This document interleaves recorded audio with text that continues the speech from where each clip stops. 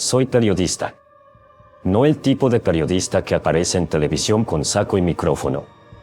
El tipo de periodista que cubre el corte de listón de la nueva farmacia en la colonia Las Quintas, que entrevista al regidor municipal sobre el bache de la calle del Boulevard Solidaridad que lleva 4 años sin repararse, que redacta la nota del Día del Maestro con la misma energía con la que redactaría su propio obituario.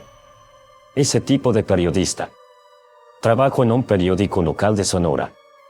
O trabajaba. Eso ya no importa. Lo que importa es lo que pasó hace 2 años, cuando mi editor me llamó a su oficina un martes por la tarde y me dijo que necesitaba una nota dominical. Algo de entretenimiento.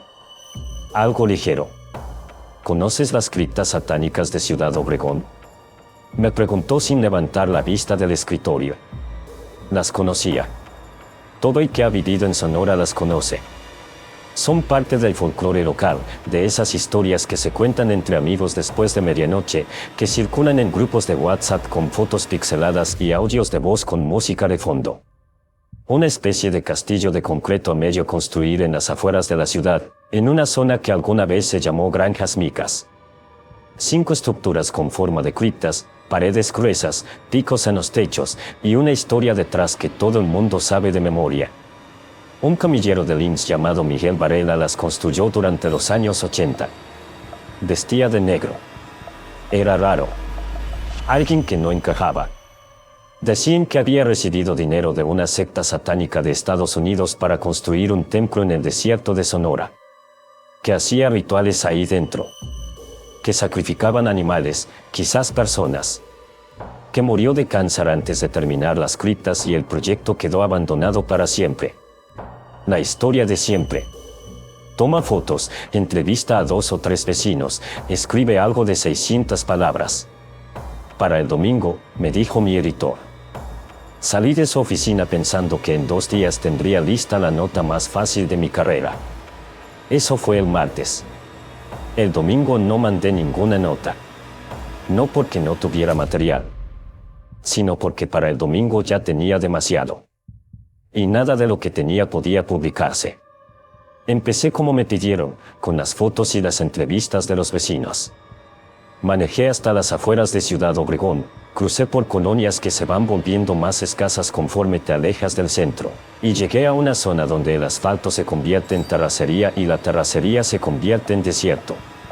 Ahí estaban. Las criptas. La primera vez que las ves en persona te golpean diferente a como aparecen en las fotos de internet. Son más grandes de lo que imaginabas. Las paredes tienen casi 2 metros de grosor en la base.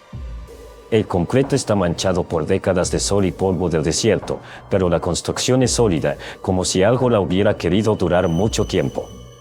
Los picos en los techos son lo que más llama la atención, 6, 8, 10 picos por estructura, apuntando hacia arriba, irregulares, como dedos de piedra extendidos hacia el cielo.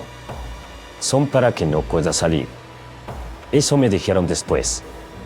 Pero en ese momento solo pensé que eran decoración. Tomé mis fotos. Entrevisté a los vecinos. Todos contaban la misma historia con las mismas palabras, como si la hubieran ensayado: Miguel Varela, el camillero raro, la secta gringa, los sacrificios, el cáncer, las criptas sin terminar. Nadie añadía nada nuevo.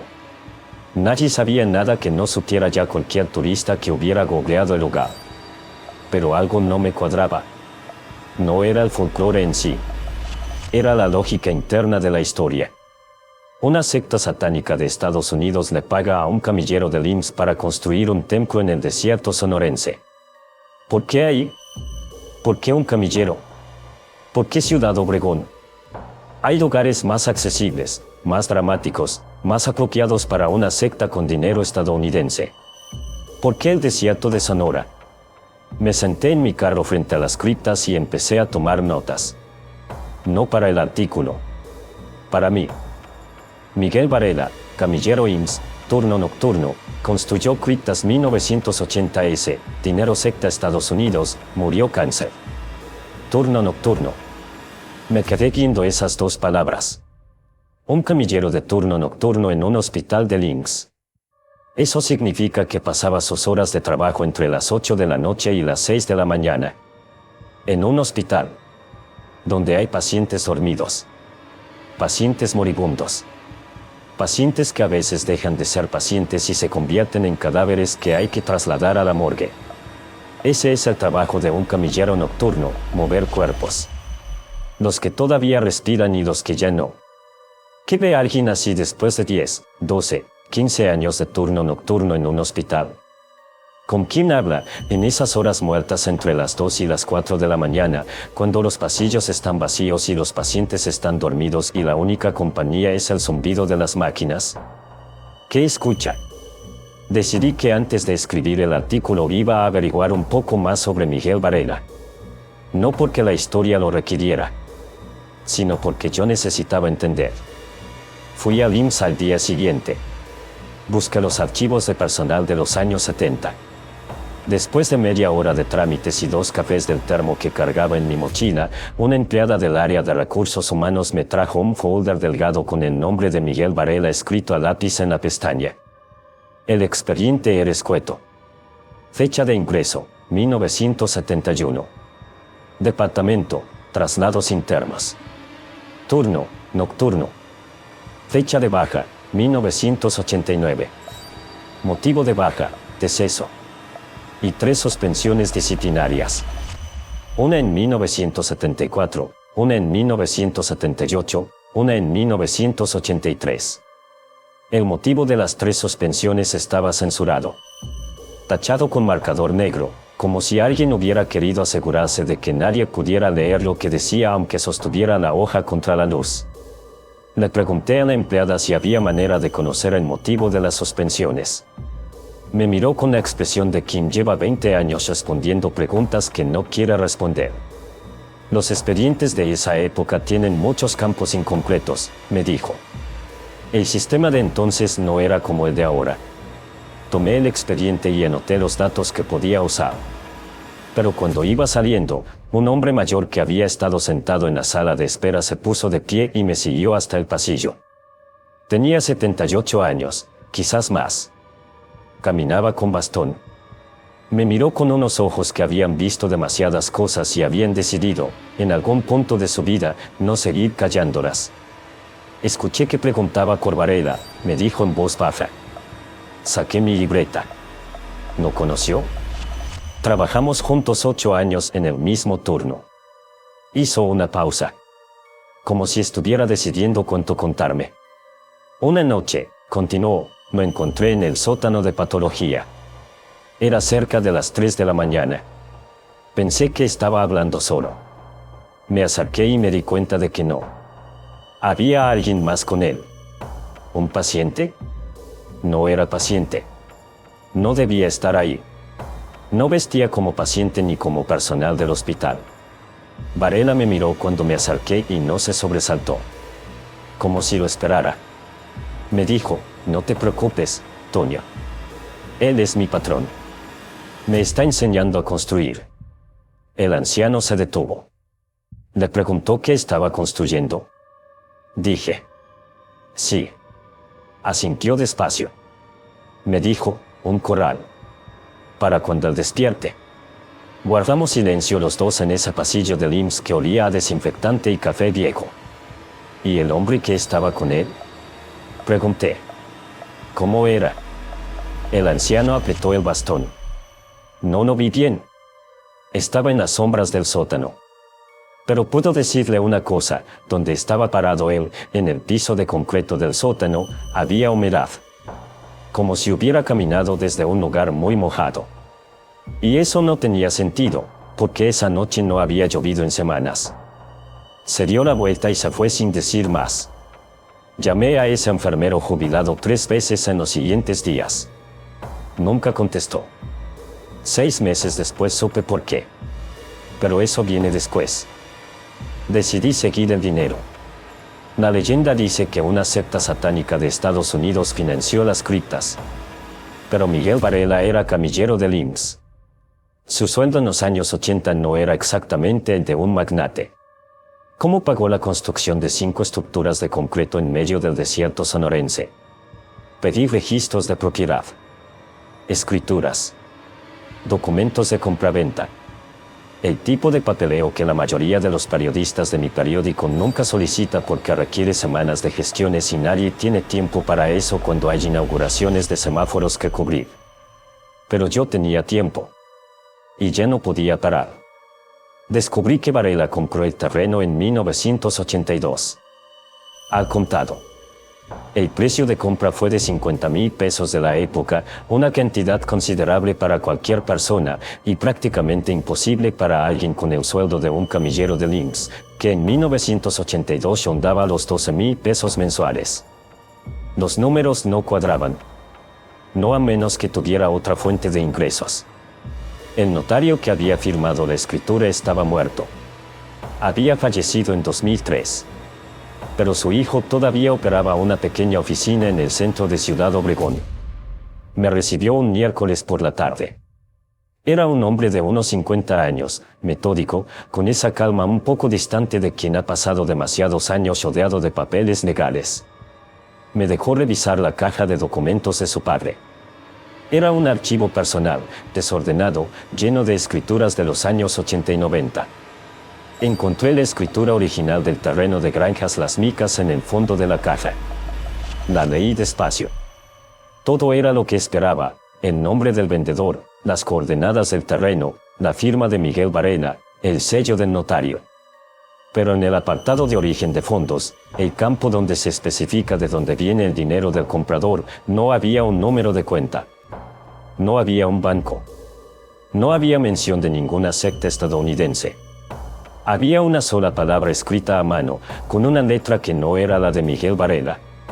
Una letra más antigua, más formal, casi caligráfica. Diezmo. Le pregunté al hijo del notario qué sabía sobre esa escritura. Se quedó callado un momento. Luego dijo: mi padre me habló de esa transacción cuando yo era joven. Me dijo que el señor Varela no pagó con dinero. Pagó con una caja. Hizo una pausa. La caja venía del desierto. Unos hombres se la entregaron afuera de la notaría. Mi padre me dijo que esos hombres no hablaban español. Y que olían raro. ¿Raro cómo? A tierra mojada. En pleno desierto de Sonora. Sin que hubiera llovido en 8 meses. Salí de esa oficina y me quedé sentado en mi carro durante 20 minutos sin encender el motor. Tierra mojada. Sin que hubiera llovido en meses. El enfermero jubilado me había dicho lo mismo sobre el hombre en el sótano del hospital. La tista me llevó a la comunidad yaqui. No voy a decir exactamente a cuál. Solo diré que manejé hacia el sur de Sonora y que pregunté por un anciano llamado Don Lázaro que, según me habían dicho por ahí, conocía historias que los demás preferían no contar. Lo encontré afuera de su casa, sentado en una silla de madera, mirando el desierto como si esperara que el desierto le hablara. Quizás así era. Le mostré fotos de las criptas en mi teléfono. Las miró durante un tiempo largo. Demasiado largo. Eso no es un castillo, dijo al fin. Es un encierro. ¿Un encierro? ¿Ves los picos que tiene arriba? No son decoración. Me devolvió el teléfono. Son para que no pueda salir. ¿Qué es lo que no puede salir? Don Lázaro se tomó su tiempo para responder. Cuando lo hizo, habló despacio, como quien recita algo que aprendió de memoria hace mucho tiempo y preferiría no tener que repetir. Mi abuelo me contó que mucho antes de que llegaran los españoles, los antiguos sabían que aquí, debajo de este desierto, hay algo enterrado. No está muerto. Está dormido. Y cada cierto tiempo se mueve.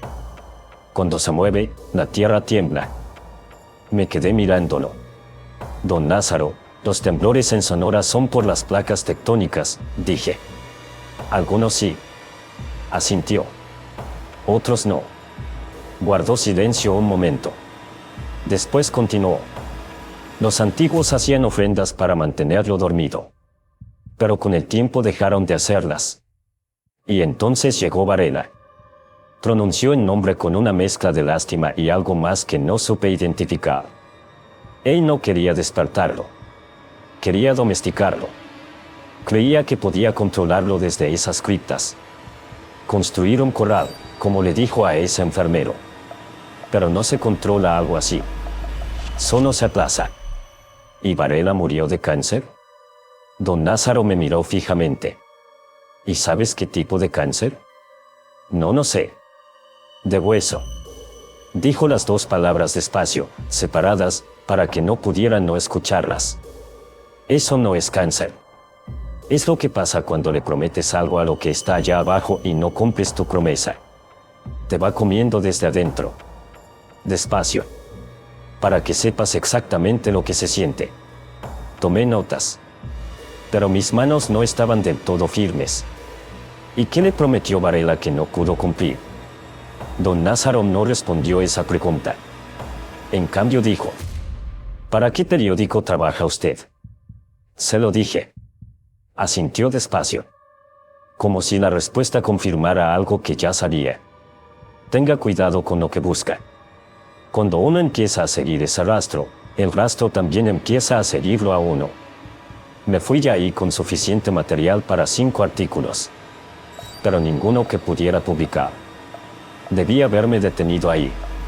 Debía haber escrito los 600 palabras que me habían pedido, inventado un par de citas genéricas sobre el folclore local y mandado la nota antes del viernes. Cobrar mi quincena y olvidarme de Miguel Varela, del camillero nocturno, del diezmo, de la tierra mojada, de los picos que son para que no pueda salir. Pero no me detuve.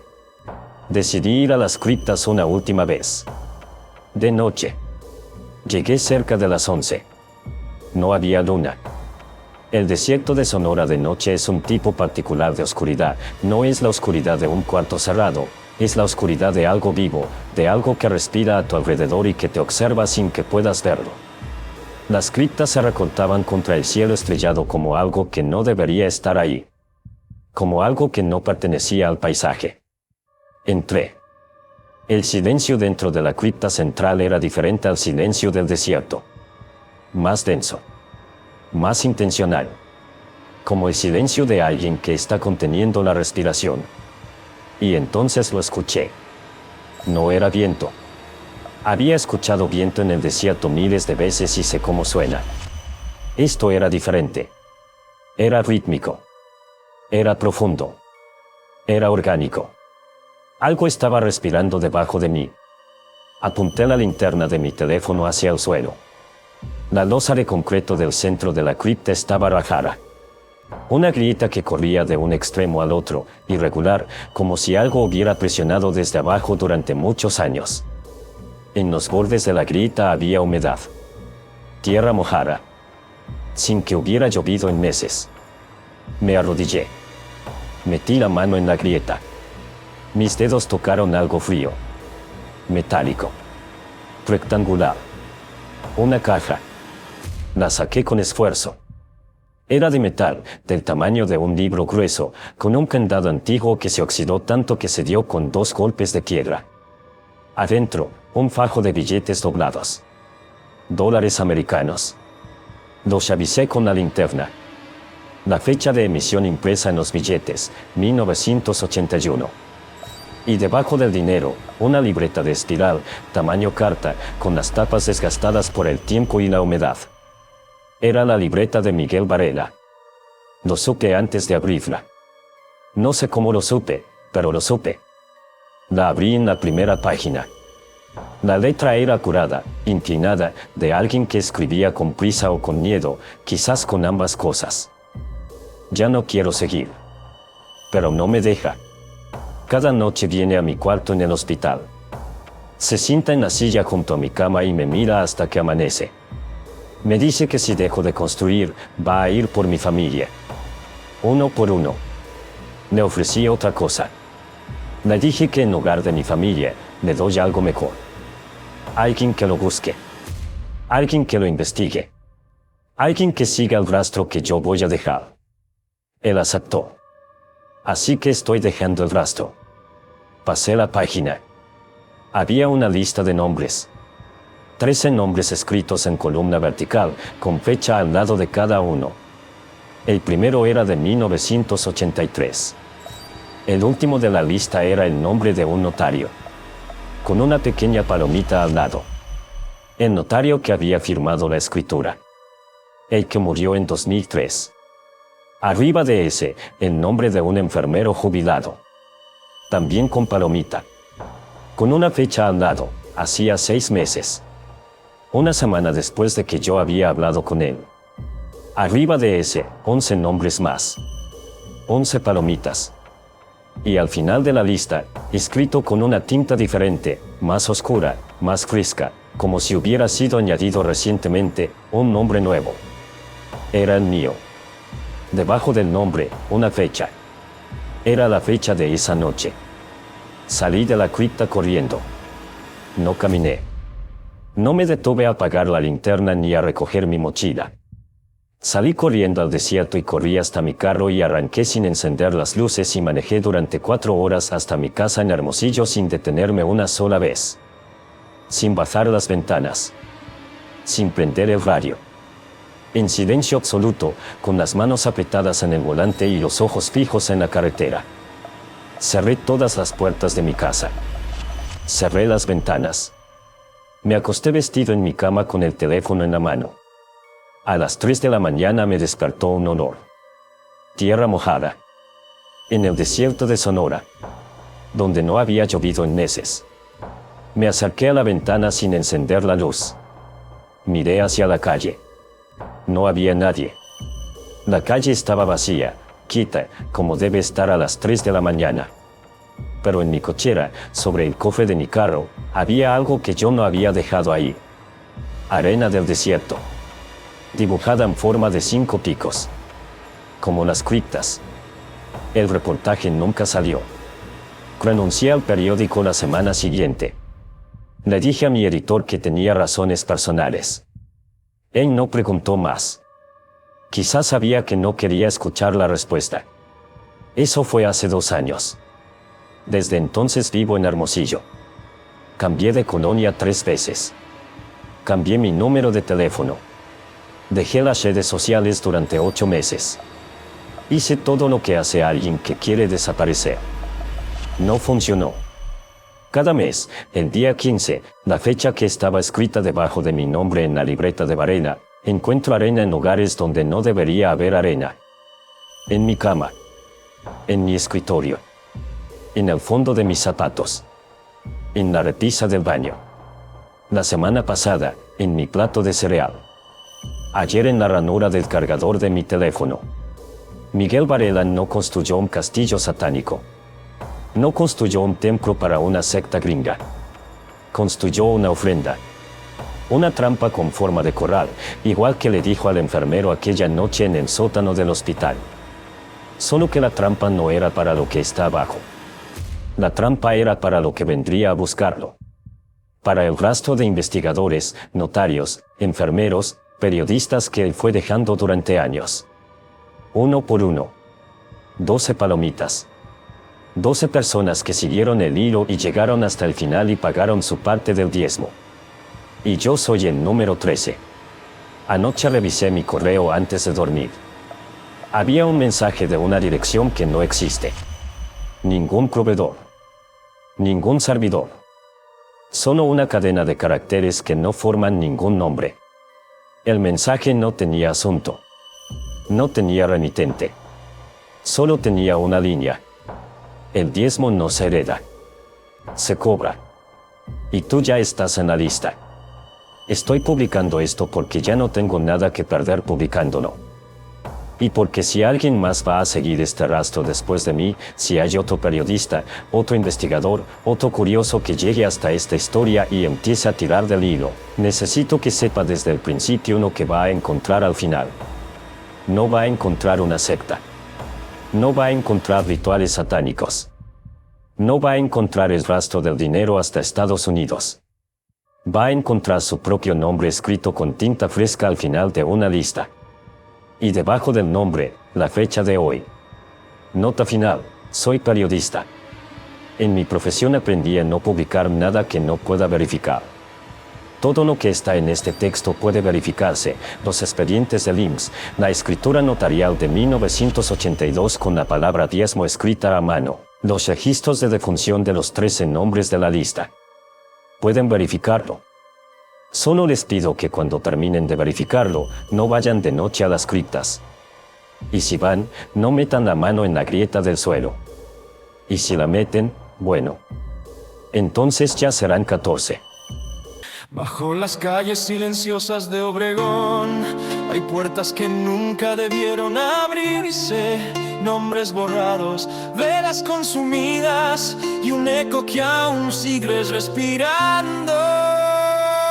Dicen que cuando cae la medianoche las sombras se reúnen bajo la tierra, pasillos de concreto, símbolos olvidados, susurros que recorren las paredes. Las criptas permanecen ocultas, esperando a quien decida entrar. Un paso en falso, una mirada de más y el silencio comienza a observar. No mires atrás, no pronuncies sus nombres, no enciendas la última vela, porque algo despertará.